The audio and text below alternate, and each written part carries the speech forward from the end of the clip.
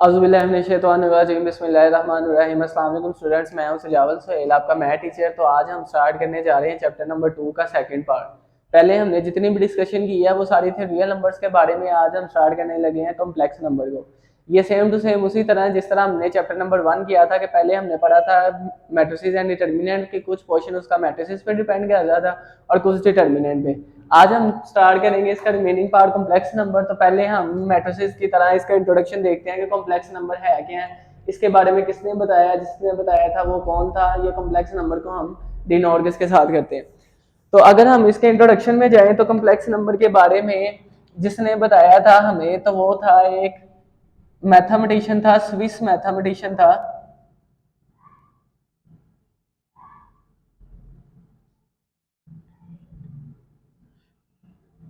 हमारे पास एक Swiss mathematician था जिसका नाम था लिनोर्ड उलर। लिनोर्ड उलर ये हमारे पास स्विस मैथमेटिशियन था जिसने सबसे पहले, या इधर मैं लिखूं कि फर्स्ट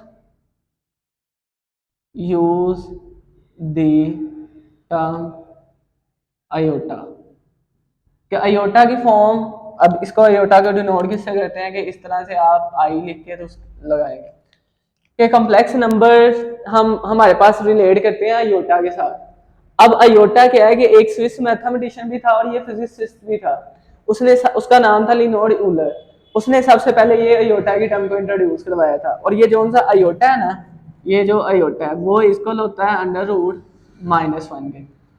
अब अगर इसकी मैं डेफिनेशन करूं कि कॉम्प्लेक्स नंबर होते हैं कि जिस तरह से हमने मैट्रिसेस की डेफिनेशन की है, उसके बाद रो मैट्रिक्स की, कॉलम मैट्रिक्स की, रेक्टेंगुलर यानी कि टाइप ऑफ मैट्रिसेस की है, इसी तरह अब हम कॉम्प्लेक्स नंबर की डेफिनेशन भी करते हैं। इसको आप जस्ट एमसीक्यूज के तौर पे याद रखेंगे कि कॉम्प्लेक्स नंबर क्या है कि जिनमें आयोटा है। आयोटा के बारे में सबसे पहले किसने बताया? स्विस मैथमेटिशियन ने। वो मैथमेटिशियन है कौन था? उसका नाम क्या था? लिनोर्ड उलर। अब हम कॉम्प्लेक्स नंबर के पास आते हैं तो हम इसको लिखते हैं इस फॉर्म में कि a प्लस आयोटा b की फॉर्म में इसको लिखा जाता है। कि जब भी कॉम्प्लेक्स नंबर की बात आएगी ना तो हम इन कॉम्प्लेक्स नंबर को इस तरह से लिखेंगे a प्लस b आयोटा की फॉर्म में। अब ये आपके पास a इसमें से क्या है और b क्या है? a और b ये आपके पास है रियल नंबर्स। a और b आपके पास क्या है? Real numbers. और ये जो सा आयोटा है, ये जिस तरह से इधर मैंने लिखा है कि आयोटा की वैल्यू क्या है आपके पास -1, ये आपके पास अलग से एमसीक्यूज भी आपसे पूछा जा सकता है कि आयोटा किसके इक्वल है। और आयोटा की वैल्यू अगर पुट करें √-1 तो ये फिर बन जाएगा कॉम्प्लेक्स फॉर्म, इसकी बन जाएगी। अब इसकी कॉम्प्लेक्स फॉर्म बन जाएगी और इसकी जो सी डोनेट है कि हम इसको डोनेट किस तरह से करते हैं, डिनोट किस तरह से करते हैं, डिनोटेड बाय, इसको मैं लिखूंगा z, कि it is denoted by z। यानी कि इसको अगर मैं लिखूं a प्लस आयोटा b तो ये इसकी डिनोटेड फॉर्म होगी, यानी कि ये इसकी मैथमेटिकल फॉर्म होगी आपके पास कॉम्प्लेक्स नंबर की। अब इसके बाद आपके पास कुछ प्योर इमेजिनरी ही नंबर होते हैं, प्योर इमेजिनरी नंबर्स। अब वो जो उनसे प्योर इमेजिनरी नंबर है वो क्या होते हैं कि अगर जिस तरह से मैंने बताया कि आयोटा इक्वल टू √-1, ये भी आपके पास एक प्योर इमेजिनरी नंबर है, प्योर इमेजिनरी नंबर। खाली इमेजिनरी नंबर नहीं है, प्योर इमेजिनरी नंबर है। और इधर भी मैं बात करने लगा हूँ प्योर इमेजिनरी नंबर की, खाली इमेजिनरी नंबर की नहीं बात करेंगे। वो जब इसकी एक्सरसाइज के क्वेश्चन करेंगे तो उधर हम देखेंगे कि इमेजिनरी नंबर क्या है और रियल क्या है। इधर यानी कि अगर लिखा जाए कि √-1 यानी कि एक रियल नंबर हो और वो किसी का परफेक्ट स्क्वायर ना हो, वो अंडर रूट में आ जाए तो वो प्योर इमेजिनरी नंबर बन जाएगी। जैसे √-1, √-3, √-5, √-7, √-11, √-13, ये सारे के सारे आपके पास क्या है? Pure imaginary number. Complex number को हम किस तरह से डिफाइन करते हैं कि अगर लिखा हो a प्लस आयोटा b तो a और b उसमें से क्या है? रियल नंबर है। और आयोटा आपके पास क्या बनता है? Pure imaginary number. और इसको हम डिनोट किस तरह से करते हैं? z के साथ। ये मैंने z लिखा है। जिस तरह से मैट्रिसेस को हम कैपिटल अल्फाबेट लेटर से डिनोट करते थे ना, उसी तरह हम इसको किस तरह से करते हैं? स्मॉल g के साथ। और वो किसके इक्वल होता है? a प्लस b आयोटा की फॉर्म।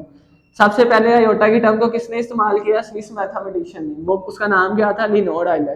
तो ये आपके पास थोड़ा सा इंट्रोडक्शन था कॉम्प्लेक्स नंबर का। अब हम चलते हैं अपनी एक्सरसाइज 2.5 की तरफ और उसके क्वेश्चन नंबर 1 के मैंने कुछ पार्ट लिखे हैं। अब ये जो सा क्वेश्चन नंबर 1 है ना, ये सारा आपके पास शॉर्ट क्वेश्चन है या इंपॉर्टेंट शॉर्ट क्वेश्चन है और ये एमसीक्यूज है। ये सारे इनमें से या तो शॉर्ट क्वेश्चन आएगा या आपके पास एमसीक्यूज में पूछा जाएगा। एक और बात इधर जो रह गई है उसको भी आप लिख लें कि जो सा आयोटा स्केयर होता है ना, इसको भी आपने याद रखना है कि ये -1 के बराबर होता है। Iota square equal to -1।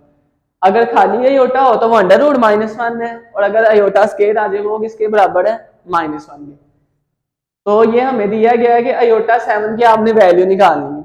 अब आयोटा 7 की वैल्यू तो हमें नहीं पता, हमें तो सिर्फ बस ये एक वैल्यू पता है किसकी? आयोटा स्केयर की, और वो गया है -1।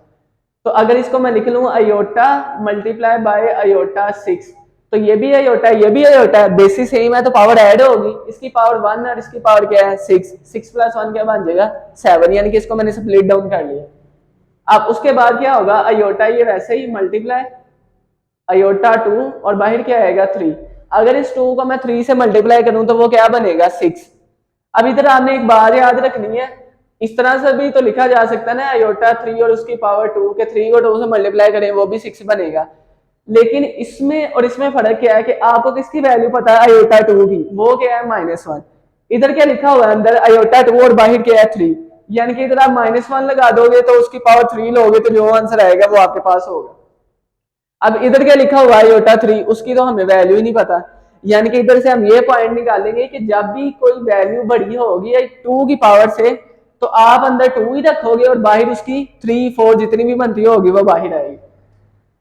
तो इधर आगे क्या आएगा? आयोटा। आयोटा स्केयर की वैल्यू क्या है? -1, तो ये आ गई -1 और ये क्या आ गया? 3। अब इधर आपने एक और चीज याद रखनी है कि अगर पावर हो इवन, अगर पावर हो इवन तो जो सा माइनस का साइन होगा वो चेंज हो जाएगा प्लस के साइन में। क्या हो? अगर पावर इवन हो तो क्या होगा कि जो सा माइनस का साइन होगा वो किसमें चेंज हो जाएगा? प्लस में।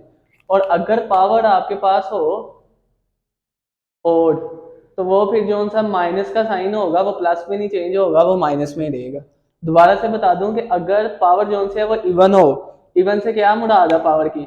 कि वो हो 2, 4, 6, 8, यानी कि इस तरह के मल्टीपल्स हो, तो फिर माइनस साइन किसमें चेंज हो जाएगा? प्लस में। और अगर जो उनकी पावर ओड हो, ओड का क्या मतलब है? 1, 3, 5, 7, 9, इस तरह के 11, 13 चलते जाए, तो फिर माइनस साइन किसमें रहेगा? माइनस में भी। अब ये वाला जो सा आयोटा है ये एज इट इज आएगा मल्टीप्लाई। अब ये 3 है, इसकी पावर 3, अब क्या है? ओड, तो माइनस साइन अब खत्म नहीं होगा, तो -1 की पावर 3 लें तो वो क्या आएगा? -1। अब इस आयोटा को जब -1 से मल्टीप्लाई करेंगे तो ये क्या आ जाएगा? माइनस आयोटा, और ये आपके पास इसका आंसर आ जाएगा। अब इसी तरह से आगे ये है क्वेश्चन नंबर 1 का पार्ट 2 सोल्व। ये आपको क्या दिया हुआ है? आयोटा 50। अंदर आपने हमेशा क्या बनाना है? आयोटा की पावर 2। तो इसको मैं लिखूंगा आयोटा की पावर 2 और बाहर क्या आएगा? 25। 2 को 25 से करें तो फिर ही 50 आता है ना। पहले क्वेश्चन एज इट इज लिखा, अंदर हमेशा आयोटा 2 लिखना है। अब 2 को किससे मल्टीप्लाई करें 50 आए तो वो क्या आता है? 25। अब हमें पता है कि आयोटा स्केयर की वैल्यू क्या है? -1। आयोटा स्केयर की वैल्यू क्या है? -1 और ये 25। अब फिर 25 देखे इवन है या ओड है, तो ओड है 25, तो इसका मतलब ये जो सा माइनस है वो माइनस वैसे ही रहेगा, और -1 की पावर हम 25 लें तो वो आपके पास क्या आ जाएगा? -5, और ये आपके पास इसका आंसर आ जाएगा। बिल्कुल शॉर्ट क्वेश्चन है, सिंपल सिंपल से एमसीक्यूज में भी आ जाता है। आगे part 3 solve. Iota power 12।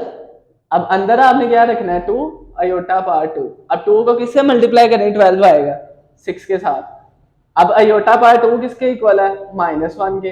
Power 6 है, तो अगर पावर 6 हो तो 6 आपके पास किस में आता है? इवन में। तो माइनस किस में चेंज हो जाएगा? प्लस में। और 1 की पावर 6 लें तो वो क्या आ जाएगा? 1। तो ये आपके पास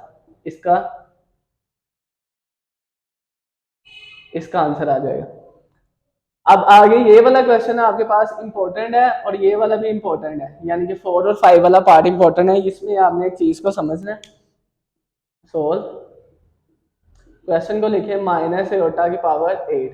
अब ये आयोटा माइनस आयोटा और उसकी पावर क्या है? 8 आपके पास क्या है? इवन।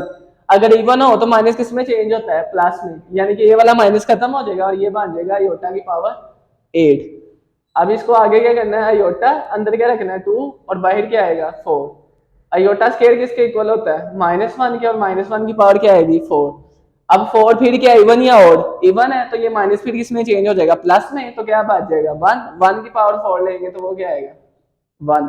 1 की पावर 6 लो 1, 1 की पावर 4 लो 1, 1 की पावर 100 ले लो तो 1 नहीं आएगा। आगे के पार्ट इसका 5 सोल्व, तो ये आपके पास क्या माइनस आयोटा की पावर 5। अब ये भी माइनस आयोटा है और इसकी पावर क्या 5, 5 अब क्या है इवन या ऑड, ऑड, तो इसका मतलब ये माइनस खत्म नहीं होगा, तो इसको मैं लिख सकता हूँ minus iota multiply by iota की पावर 4। जब पावर बेसिस सेम हो तो पावर क्या हो जाती है हमारे पास ऐड, ये वाले आयोटा की पावर क्या है 1, ये वाले आयोटा की पावर क्या है 4, तो 1 में जब 4 ऐड करेंगे तो क्या बनेगा 5। अब ये वाला माइनस आयोटा वैसे ही आयोटा 4 है, इसको मैं लिख सकता हूँ आयोटा 2 और होल में भी क्या आएगा 2। ये वाला माइनस आयोटा मल्टीप्लाई इस आयोटा स्क्वायर की जगह क्या आएगा -1 और ये वाला 2। अब फिर 2 इवन है कि ओड, इवन, तो ये वाला माइनस जो सा था वो किसमें चेंज हो जाएगा प्लस में। अब इस +1 को जब हम मल्टीप्लाई करेंगे माइनस आयोटा के साथ तो ये आपके पास क्या आएगा माइनस आयोटा, ये आपके पास इसका आंसर आ जाएगा। आगे लास्ट वन है इसका,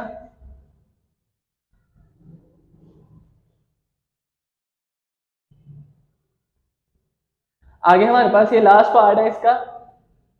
अब ये भी आपके पास क्या है आयोटा 27, तो ये डायरेक्ट सॉल्व नहीं हो सकता, लिख लें इसको आयोटा 27। तो फिर इसको मैं लिख सकता हूँ आयोटा मल्टीप्लाई आयोटा 26, कि इस आयोटा की पावर 1 और इस आयोटा की पावर 26 में 1 ऐड करेंगे तो कितने बन जाएंगे 27। ये वाला आयोटा वैसे ही आएगा मल्टीप्लाई, अंदर कितने आयोटा रखने हैं 2। अब 2 को किससे मल्टीप्लाई करोगे ये 26 बनेगा 13 से। ये वाला आयोटा वैसे ही आयोटा, आयोटा स्क्वायर किसके इक्वल होता है -1 के, तो ये वाली 13 पावर वैसे ही आयोटा मल्टीप्लाई। अब 13 क्या है इवन या ऑड, ये इधर मैंने लिखा हुआ कि 13 लिखा नहीं हुआ, वैसे बोला था कि 9 11 13। अब -1 की पावर 13 लेंगे तो वो भी क्या आएगा -1।